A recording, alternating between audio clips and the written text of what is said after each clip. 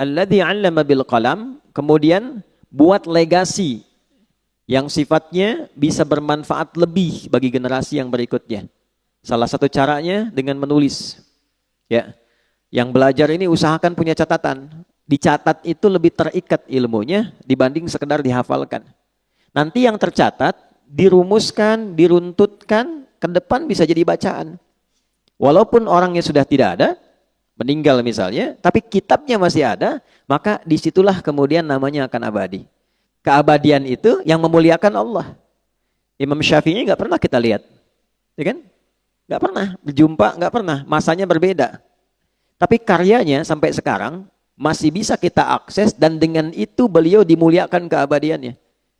Karena itu orang-orang bijak mengatakan kalau Anda masih ingin eksis sampai dengan masa depan, maka wariskan ke masa depan itu tulisan-tulisan dari karya kita yang paling baik. Tidak ada yang terbaik kecuali menyampaikan pesan-pesan yang dimuliakan oleh Allah Subhanahu wa taala. Teman-teman juga begitu. Ya, yang di birokrasi, yang di kedudukan, yang di harta dan sebagainya, ya bukan sekedar kita jalani sebagai profesi. Kalau bisa jadikan legasi, bikin kebijakan.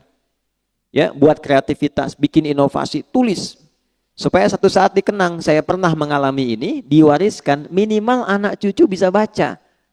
Oh, dulu saya kenal kakek itu begini. Ya, bukan cuma lihat fotonya. Ya kan? Wah, kakek ganteng juga ya. Oh, ternyata pernah main sinetron, ganteng-ganteng serigala gitu kan. Repot juga. Ya. Kita bikin tulisan lebih bagus, terukur. Ya. Balik, 'allamal insana ma lam ya'lam. Kemudian yang kedua, selalu berusaha berinovasi untuk menemukan sesuatu yang baru. Ya, jangan pernah terpaku pada satu hal. Cari sesuatu yang baru, bikin kreativitas sehingga lebih berwarna. Nah, cara menemukan ilmu yang baru itu kita sampaikan, itu kuncinya dua. Satu, rajin mendekati Allah, ya kan? Kita sudah ambil dalilnya di Quran surah 18 ayat 65, ya kan? Fawajada 'abdan min ibadina atainahu rahmatan min 'indina wa 'allamnahu min ladunna ilma. Khadir yang dimaksud di situ. Abdan itu sifat bagi orang yang rajin ibadah. Nah, biasanya ini catat rumus ya, ini saya belum pernah kasih rahasia nih, tapi pagi ini rahasia di antara kita nih. Kita bagi dikit nih. Jadi di Quran itu, Nabi saja, itu panggilannya itu dibagi 3 oleh Allah. Oke? Bagi berapa? 3. Untuk panggilan ya, bukan penyebutan nama. 1 Nabi, ya ayyuhan Nabi. 2 Rasul. Kan? Yang ketiga Abdun. Kalau misinya adalah pesan untuk menyampaikan informasi di lingkup pribadi dan keluarganya. Ada yang sifatnya khusus, ada yang bisa kita tiru. Itu panggilannya biasanya Nabi. Tapi kalau sifatnya informatif untuk semua, informasinya semua akses, itu Rasul. Jelas? Tapi kalau disebutkan sifat ibadah beliau yang demikian tinggi, itu panggilannya Abdun. Menariknya, tidak ada satupun nabi dalam Al-Quran yang disebutkan kata Abdun kecuali bersanding dengan keistimewaan. Ya. Pokoknya kalau sudah Abdun pasti nikmat, ni'mal abdu innahu, ya, dan seterusnya. Ya. Nabi Muhammad itu saat diundang Isra dan Mi'raj, hal tertinggi yang belum pernah dialami para nabi dan rasul sebelumnya, itu panggilannya bukan rasul, bukan nabi, tapi Abdun. Subhanalladzi asra bi abdihi, bukan bi rasulihi, bukan bi nabihi. Jadi ternyata Allah naikkan derajat kita itu, ditambah gitu, itu saat kita menghamba. Makanya sering saya katakan, kalau kita rajin sujud menunduk, Allah pasti mengangkat. Tapi kalau orang banyak mengangkat, Allah pasti tundukkan itu. Ya, pasti ditundukkan dengan cara apapun. Nah, jadi termasuk rumus ilmu pengetahuan. Kalau ingin ditambah ilmunya, Allah kasih tambahan, maka naikkan status abdunnya. Dan di Quran, amalan seorang abdun itu selalu dibuka dengan iman. Iman dulu, baru amalan, baru jadi hamba. Contoh, sholat itu deklarasi keabdunan kita, penghambaan kita pada Allah. Deklarasi pertamanya dalam sholat. Karena itu kita katakan iyyaka na'budu wa iyyaka nasta'in. Ya Allah, kami sekarang menghamba sebagai abdun. Kan? Dan kami mohon pertolongan darimu. Itu pertama kali kita katakan dalam sholat. Kalimat sholat itu dibuka dengan iman. Pertama kali di Quran. Al-Baqarah ayat 3. Alladzina yu'minuna bil ghaibi wa yuqimunas sholat. Iman dulu baru sholat. Nah kalau sholat konsisten, imannya diisi bagus, itu persamaannya ilmu diberikan. Di mana ditemukannya? Di Quran surah ke-58, Tarawih semalam, Al-Mujadalah. Di ayat yang ke-11. Ya. Iman dulu. Ya ayyuhalladzina amanu. Ya kan? Perhatikan kalimatnya.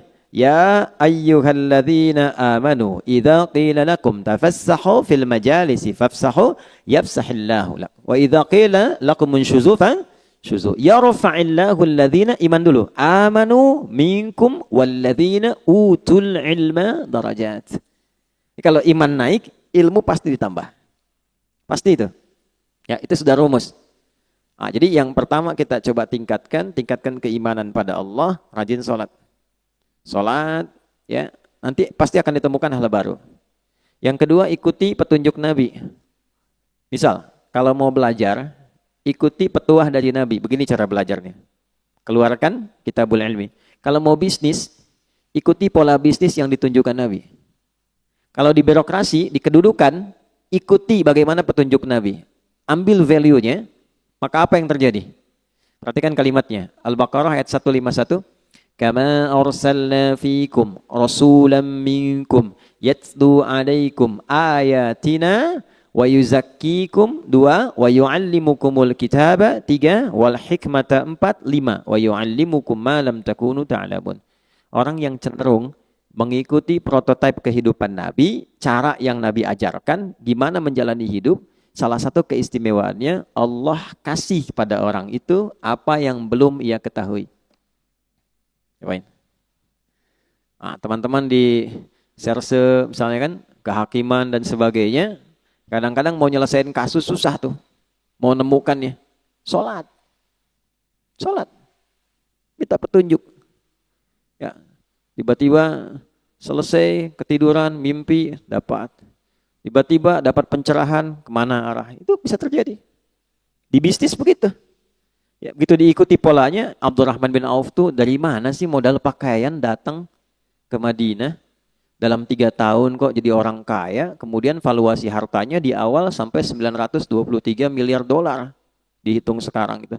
14.700 triliun. Nabi wafat, kita coba riset itu kurang lebih valuasinya 72.000 triliun. Ya. Dan termasuk 1 di antara 10 orang masuk surga. Dan selalu punya kreativitas yang baru, yang nggak dikerjakan orang. Orang pilih yang ini, beliau menemukan yang baru. Orang sudah mau deketin yang baru ini, beliau sudah pergi ke kreativitas yang lain. Jadi hebatnya itu yang dikerjakan orang, itu beliau sudah 2-3 kali 10 step berada di depan. Ya, jadi bikin kreativitas baru, punya inovasi, orang belum ada. Begitu orang ngikutin, ini sudah mengerjakan yang baru lagi. Jadi pantas jadi yang paling unggul di bidangnya. Khalid bin Walid di militer begitu, selalu punya strategi baru. Ya, bayangkan. Ya. Kebayang nggak? Belum saya ceritakan dia. Dia melawan Persia coba. Pasukan ratusan ribu, 100.000 pasukan. Beliau cuma bawa 10.000. Itu menemukan strategi baru. Jadi ada seorang di barat itu sampai kemudian meriset bagaimana seorang Khalid itu bisa menjadi jenderal paling unggul di lapangan. Itu dilihat gitu. Dan itu terjadi utamanya setelah masuk Islam. Sebelum masuk Islam hebat dalam strategi perang Uhud. Setelah masuk Islam lebih hebat lagi. Nah itu jadi bab. Kalau dipelajari bisa sukses di bidangnya. Nah itulah Allamal insana ma lam ya'lam. Nah, yang kemarin kita telah berhenti di ayat 6 sampai 8-nya. Kalau sudah sukses jadi apapun. Nih, jadi ilmuwan, jadi ulama, kan? Pebisnis kaya, yang kedudukan jadi jabatan, jadi jenderal, macam-macam birokrasi, udah jabatan tinggi. Kalla, jangan pernah terjadi. Innal insana la yatgha. Jangan pernah terjadi munculnya potensi-potensi menyimpang, bersikap berlebihan. Ar-ra'ahu istaghna, karena sudah merasa lebih dari sebelumnya. Karena pasti peningkatan sesuatu akan merubah karakter dan gaya hidup. Bab gaya kan sering saya ulang begitu. F1 sama dengan F2. Dikonfirmasi di fisika. Metafisik itu dengan fisika dekat. Ya, orang kalau gayanya pelan, nggak kedengaran pukulannya. Tapi kalau kencang, bunyinya kencang. Ya. Sama, harta kan sering saya katakan, kalau masih punya 10.000, masih bisa dibagi dua. Nah, makan yuk, gitu ya. Ayo, di mana? Warung Jackie Chan depan, ya, misal, ya.